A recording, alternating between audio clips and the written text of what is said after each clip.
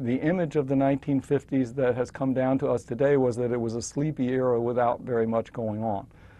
Nevertheless, it was the era when the issues were framed, when the Brown decision of 1954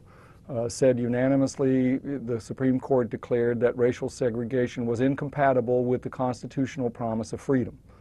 So you have 8 white men saying from the Supreme Court that the foundation of Southern society and Southern constitutions is incompatible with the American promise of freedom. The world shook, but nothing really changed because it was such a fundamental challenge that basically people just ignored it. And only a year later, young Emmett Till, a 14-year-old, was lynched brutally in Mississippi simply for whistling or waving at a white woman. It was considered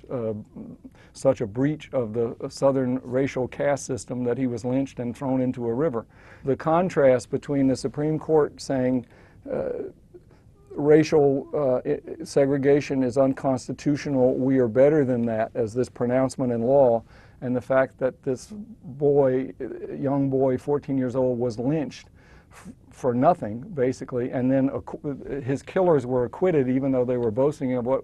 they were doing, was such a stark contrast that the 1950s showed this gaping chasm between what we pronounced and how America saw itself in freedom and what the racial reality was. The Montgomery bus boycott began to percolate that, against that, and have people saying there must be a better way, we must be able to do something about this.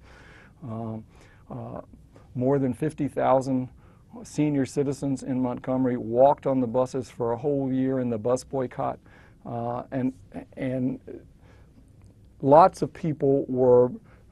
talking over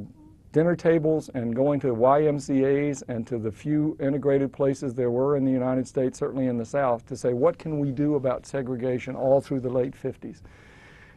That was a time when many friendships were made, when many contacts were made, when a lot of preparation was done, but it took the spark in 1960 of those college students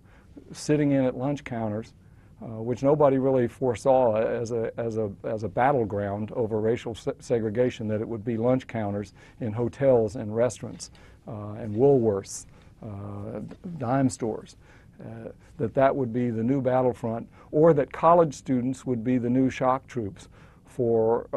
a major national drama that said, finally, we are going to deal with